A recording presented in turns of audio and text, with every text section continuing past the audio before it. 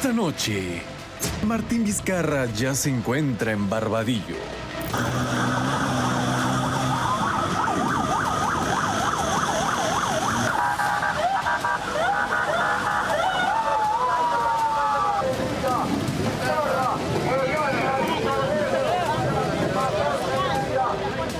Mientras su hermano asegura ante las cámaras que no harán campaña política. No es el momento de hablar de candidaturas. No es el momento. Algunos centímetros más tarde... Y seguiremos viajando a provincias. Vamos a seguir con nuestro plan de trabajo. Y también llega a nuestros estudios el fiscal Germán Juárez Atoche. Hola, buenas noches, bienvenidos al programa. Soy Milagros Leiva. Y bueno, ahora resulta que tenemos a otro Vizcarra en campaña, ¿no? Otro sujeto que lo único que imagino que quiere pues seguir el ejemplo de su hermanito. Mario Vizcarra se llama. Ay, voy a continuar por las 24 horas. ¿Quién va a votar por usted? ¿Quién? Los fiufius. Dicho sea de paso, ¿dónde está la esposa de Vizcarra? ¿Alguien sabe? No la he visto. Debe estar escandalizada, ¿no? Obvio. Porque ella sabía todo lo que hacía su marido, ¿o no? ¿O no, señora Maribel? Tenemos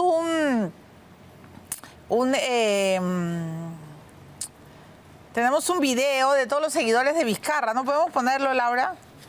Ay, o sea que la señora Palacios, que cada día está pues más desatada, afiebrada, ¿no? Debe ser el invierno que no alinea sus neuronas. Ha dicho que Vizcarra es el héroe de la democracia. Está loca esta señora. No, de verdad, le falta, no sé. Mejor no digo lo que le falta, pero... ¿En serio, Palacios? ¿Qué te ha hecho Vizcarra? Ya un poquito más y dices que es tu papá, ¿no? Tenemos que escuchar todo lo que decían los seguidores, los amantes de Lagarto, ¿no? Hemos preparado una especie de... Bueno, es un compendio bien corto, bien chico, pero aquí están los que nunca dudaron, los que idolatraban, ¿no? A Vizcarra, que para mí se la ha llevado bien fácil. Hoy día viene el fiscal Juárez Atoche. Esperemos pues que lo condenen con seriedad a este sujeto y que luego pague por todo el daño que hizo en la pandemia, ¿no? Y para las locas que han estado gritando ayer, ¿no? Dos tipas desatadas a las que no las voy a poner porque francamente me aburren. O sea, también pues, ¿no? Tomen un calmante, de verdad. Vayan y tomen agua de manzanilla, agua de tilo, agua de toronjil, ¿no? Que es bueno. Tomen agua racimada, de repente Puca Bellido les puede dar. Han estado berreando, de verdad parecían locas, desatadas. Pobrecitas, ¿no? ¿Cuánto les habrán pagado? Eso es lo que yo me pregunto. Pero aquí están los amantes y las viudas, los que decían, ay, que Vizcarra era pues casi el ejemplo de la política, ¿no? Vamos a recordar, porque recordar es vivir, ¿no? Han iniciado, se podría decir, una campaña de demolición contra el presidente Vizcarra, primero intentando presentarlo como un mentiroso y luego como un felón. Personas que han hecho cosas o que han ocultado cosas o que han cambiado cosas o que han imputado cosas indebidamente tienen que responder frente a la justicia. ¿Pero amerita una vacancia? No, yo he dicho que no creo que la vacancia sea la solución en estos momentos. He dicho que esperemos a la finalización del mandato del presidente de la República.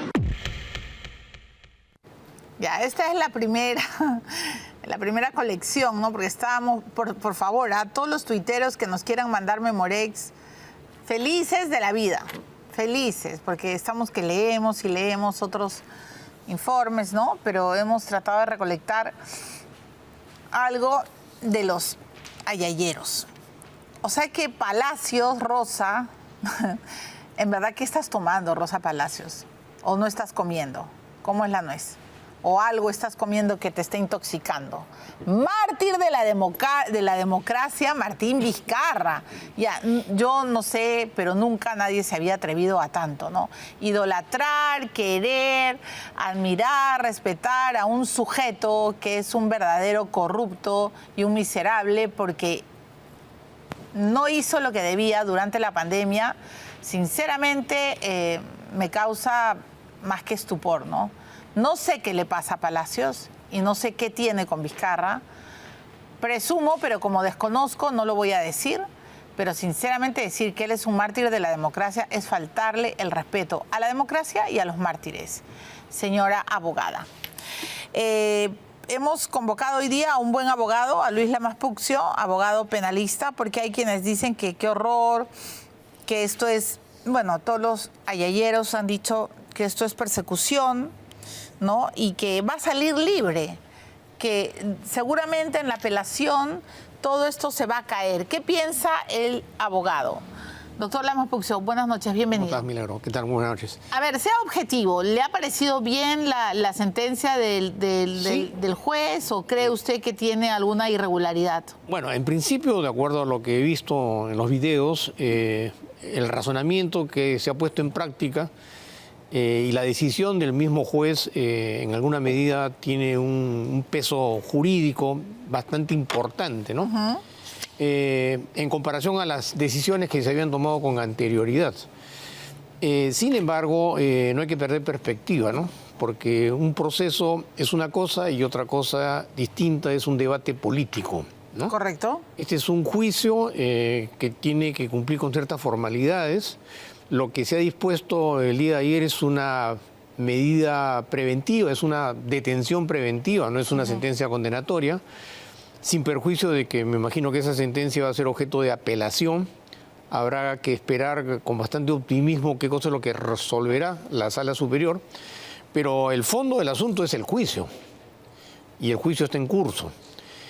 ¿Por qué han sido tan pocos meses? Se pregunta la gente. ¿Por qué a Keiko le dieron 36 y por qué a Vizcarra le dan 5? Lo que pasa es que acá hay una situación bastante particular en el sentido de que se emite una prisión preventiva en el curso de un juicio oral. Lo normal o lo usual es que la prisión preventiva surja a lo largo de la investigación preparatoria. Correcto. En este caso eso ya terminó, vino la acusación, se controló la acusación y empezó el juicio. Y el juicio ha estado en principio bastante consolidado a raíz del contenido de la acusación y el control de la acusación y la aprobación de la acusación y la puerta para poder entrar al juicio. ¿Cree usted que el hecho, digamos, que en el último año Nadine Heredia y luego Cuba se fugaran, ha pesado en la decisión del juez? Yo creo que sí, porque estos antecedentes son hechos reales, fácticos, de personas que están a puertas de ser condenadas y de manera intempestiva evaden la acción de la justicia, en algunos casos recurriendo a una evasión común y corriente, pero en otros también recurriendo al asilo político, que es un tema bastante delicado, que no puede soslayarse, porque eso es un antecedente que se ha hecho bastante significativo en los últimos tiempos en el caso del Perú, un juicio de corrupción, y las relaciones de Martín Vizcarra con algunos personajes del gobierno boliviano no pueden soslayarse tampoco. Entonces, siempre subsiste esa posibilidad, porque los hechos lo han demostrado, que ante la eminencia o la evidencia de una sentencia condenatoria no pueda descartarse la posibilidad de que haya un gobierno, porque el gobierno actual también tiene enemigos por parte de otros países que pueden utilizar políticamente y darle un asilo. Entonces, yo no digo que el juez haya tenido que pronunciarse de manera categórica sobre esos aspectos, pero sí creo que es un tema que... Pero sí cree que ha pesado. Porque es una realidad, sí, claro, ha pasado en otros casos, ¿no? Y doctor, ¿cuánto, digamos, cuánto horizonte tiene la apelación de Vizcarra? Porque el juez, el abogado defensor está convencido de que esto se va a revertir, que, bueno, con lo que todos los abogados dicen, que Vizcarra es inocente y bla, bla, bla, y que ha también hablado de el conflicto de intereses que tendría el juez Checkley porque su esposa es fiscal de lavado de activos y tiene que ver con el caso Odebrecht y etcétera, ¿no? Claro, pero en este caso la apelación no va a ir a la Corte Suprema respecto a la prisión preventiva, va a ir a una sala superior, porque este es un proceso común, digamos, que se cometió cuando la persona que, en este caso Vizcarra, no gozaba de las prerrogativas que se gozan los altos funcionarios. Perdón, he cometido un error, es el juez Chávez Tamariz, le he dicho Checkley. Discúlpeme, estaba suspendido. Entonces, ese es un tema que hay que estar muy pendiente porque no sería nada extraño alguna decisión de contenido jurisdiccional que vuelva a sorprender a la opinión pública, porque ha sucedido ya en otros casos.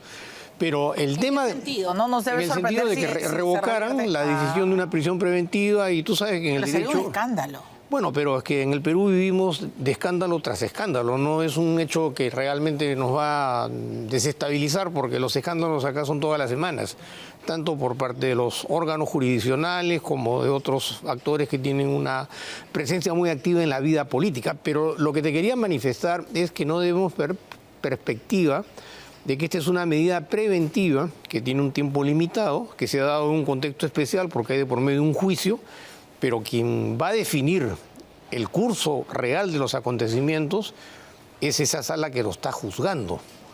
Y esa sentencia, a favor o en contra, a su vez va a ser objeto de una apelación a una segunda instancia. Y si en efecto, tratando de ser objetivos e imparciales, porque evidentemente el peso político en lo que respecta a mí tiene mucho de razonamiento, pero te vuelvo a repetir, una cosa es el juicio y otra cosa es el razonamiento político. Y de acuerdo a lo que yo he escuchado en los alegatos que ha presentado la defensa de Martín Vizcarra en este caso específico de la prisión preventiva, si bien es cierto lo que se discutía era si correspondía o no correspondía a la prisión durante 5 meses, muchos de los alegatos tienen un sustento en el juicio, en el proceso principal. Y eso va a ser un argumento fundamental en el medio de defensa en el juicio, que evidentemente lo que persigue es la absolución. Y esos elementos no están ceñidos estrictamente a un aspecto netamente objetivo, sino que en las controversias judiciales, muchas veces, yo diría la mayoría de las veces, lo que realmente marca el éxito es cómo las partes capitalizan los errores y las omisiones de los adversarios. ¿Pero a qué se refiere En específicamente? este caso, por ejemplo, de lo que he escuchado en cuanto a la valoración que se le da a la colaboración eficaz, que es, digamos, el aspecto, uno de los aspectos más importantes respecto Claro, que es la matriz, ¿no? a la matriz. Sin embargo, de lo que he escuchado, no conozco a ciencia cierta, pero hay un disloque respecto a las fechas, en el sentido de los días en los que se supone, de acuerdo a la versión del colaborador eficaz, estuvo presente Vizcarra acá en Lima, y la defensa manifiesta totalmente todo lo contrario. Y eso sí podría generar una situación de bastante disloque, digamos, en cuanto a las pretensiones del Ministerio Público. Pero por otro lado, por supuesto, hay pruebas que han sido consistentes, ¿no? Y que además, en el caso de la prisión preventiva, han fortalecido los elementos de convicción, ¿no? Que si bien es cierto hay un disloque respecto a lo que manifiesta el abogado de la defensa en cuanto a lo que caracteriza, digamos, un requerimiento de prisión preventiva en el sentido de la comparecencia simple que tenía Martín Vizcarra, lo real y lo correcto es que él ha dejado entrever cuál va a ser uno de los sustentos más fuertes de la defensa. Claro. Y eso está ceñido estrictamente al juicio. Y en el juicio es donde va a tener que definirse, porque claro, las expectativas políticas en este momento a raíz de una detención preventiva, que el común denominador lo entiende como una reclusión, que es evidentemente un hecho fáctico, pero eso es preventivo. Claro. Tiene un máximo de duración y hay que son esperar. 5 meses, Así es. obviamente. Ya, pero es un buen punto el que señala. Prometo preguntárselo al fiscal Juárez Atoche, porque en efecto la defensa hablaba, ¿no? Claro. De este tema de las fechas que según él no coincidirían, pero también Juárez Atoche ha hablado de las firmas, ¿no? Así es. Que hay serios problemas, y el propio juez le decía que el hecho que no esté una firma o no significa que eso sea legal. Va a haber un cúmulo de circunstancias que van a tener que ser valoradas. No es Analizadas. exclusivamente lo que dice o deja de decir quien tiene condición de colaborador eficaz, y en este caso es testigo. Hay otros elementos periféricos que arman todo un conglomerado que generarían cierto nivel de convicción respecto a la responsabilidad de Martín Vizcarra. Pero si el mejor amigo dice que recibió y que fue testigo, y luego directivos de 2 empresas aseguran cómo le dieron la coima, y además está bancarizado y está demostrado y hay un GPS, el chofer y bla, bla, bla, ¿no basta con eso? Yo creo que en principio debería ser bastante más que suficiente la fortaleza de la teoría del caso que maneja la Fiscalía, que como te vuelvo a manifestar tiene la particularidad a su favor de que esos elementos fueron analizados cuando se formalizó la acusación. Y la acusación se aprobó, con lo cual se ingresó. Claro, si hubiera sido débil, si hubiera habido algún tipo de cuestionamiento, simplemente el juez lo devolvía. Claro. O eventualmente, no creo que lo haya sobreseído, ¿no? Como en el caso de los cócteles, que se devuelve y no entra. ¿no? Pero en este caso la situación fue planteada con bastante suficiencia probatoria, ¿no? Y esas pruebas evidentemente se están actuando durante el juicio. Están las declaraciones de una serie de testigos. Hay pruebas fácticas, documentos, fechas, declaraciones. Hay secretaria que habla. Documentos bancarios, financieros. Correcto. No interceptación, sino o sea, no es el dicho de alguien. No es solamente eso, pero de todas maneras yo creo que es importante. Muy bien. Tener en consideración todos estos aspectos, ¿no? Claro. Ahora, me parece clarísimo sus argumentos y quería escucharlo, pero también quiero preguntarle, doctor, por lo que está ocurriendo en el Ministerio Público y con la Junta Nacional de Justicia y con la Fiscalía de la Nación. Entonces, resulta que hoy día Juan Peña, el abogado de Patricia Benavides, ha entregado como prueba, porque, a ver, él ha denunciado constitucionalmente, ¿no? Al Parlamento, ante el Congreso, a la fiscal de la Nación, a Espinosa, y ha dicho que porque pues desacató la disposición desacato de autoridad por omisión de funciones administrativas, ya. Entonces hoy día él ha entregado el acta de sesión de la Junta de Fiscales Supremos como una prueba en contra de este ánimo de Delia Espinosa de no acatar lo que dice la Junta Nacional de Justicia, ¿no? Y usted sabe todo lo que ha pasado, yo lo he leído en el programa, de verdad ha sido tan vergonzoso todo. ¿Cuánto le afecta y cuánto afecta esta junta? Porque ella, además la propia Delia quiso que se hiciera público, dijo que ahora sí va a saber cómo pensaba cada uno, ¿no?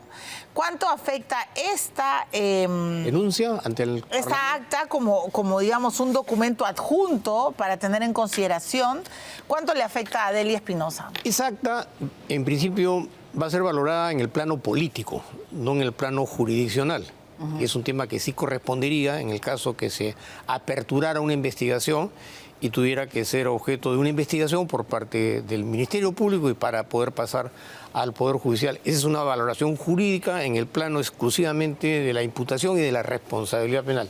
Pero en el Congreso no sucede necesariamente eso, porque el Congreso es un foro político, que si bien es cierto pueden emitir sanciones de inhabilitación en el ejercicio de la función pública, derivan al sistema de justicia la responsabilidad penal.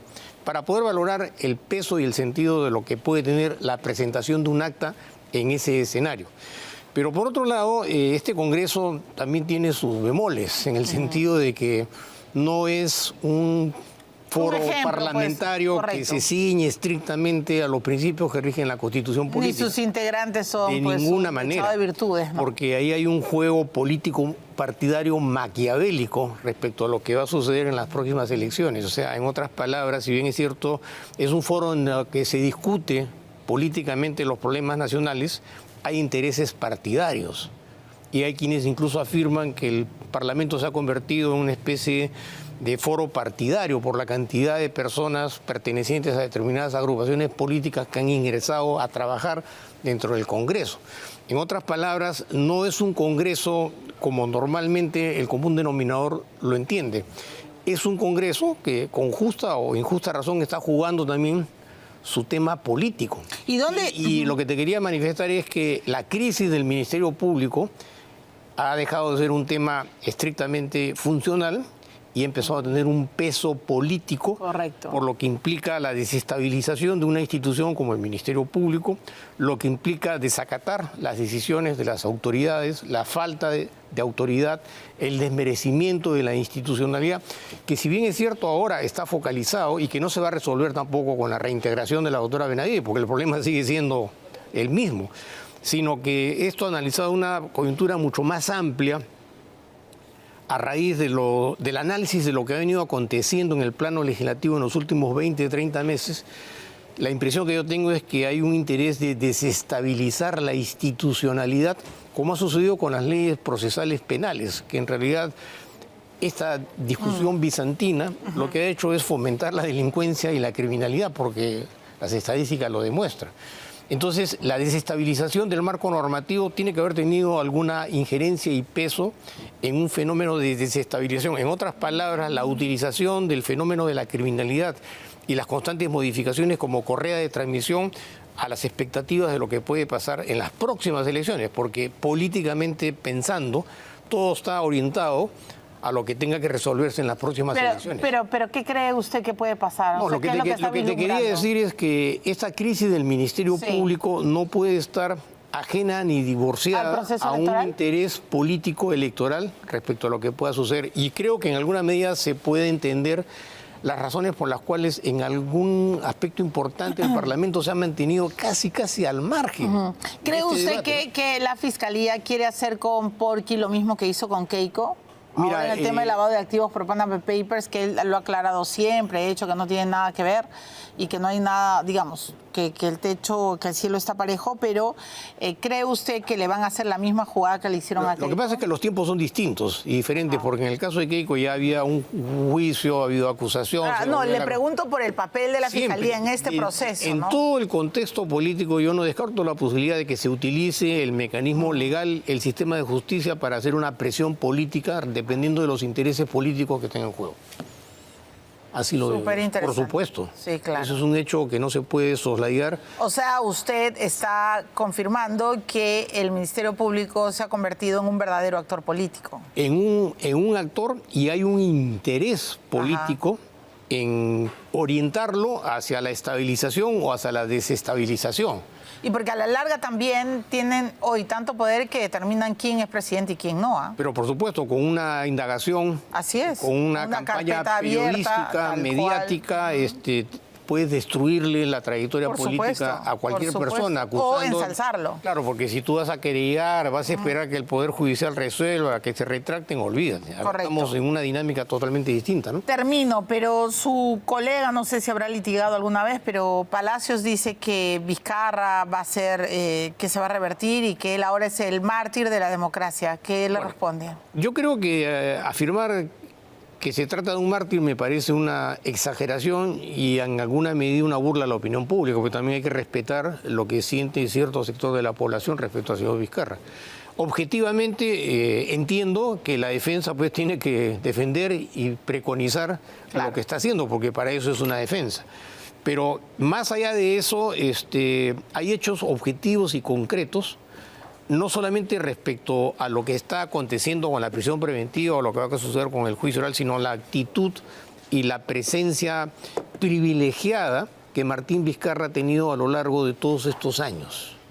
Casi ha pasado intocable. Totalmente. ¿No? Es más, Ayer nadie creía que le iban a dar prisión, ¿no? por supuesto, y no solamente se ha mantenido, digamos, en esa esfera privilegiada, sino que también ha hecho campaña política.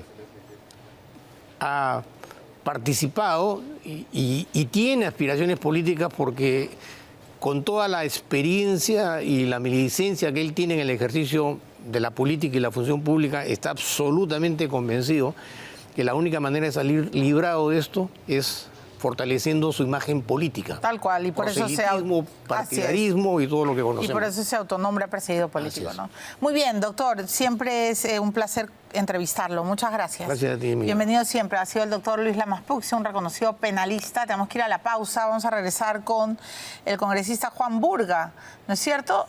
Perdón, Burgos, ya llegó, es el congresista de Podemos Perú, ha renunciado a ser el secretario de la Comisión de Fiscalización. Bueno, ustedes van a entender, entre otras cosas, porque el presidente de esta comisión pues está en un proceso, ¿no? Uno de los niños, y Burgos no puede admitir. Y luego viene el fiscal Germán Juárez Atoche, ¿no? El fiscal provincial del caso de Martín Vizcarra, que va a explicar mejor todo lo que ustedes se preguntan, y yo también.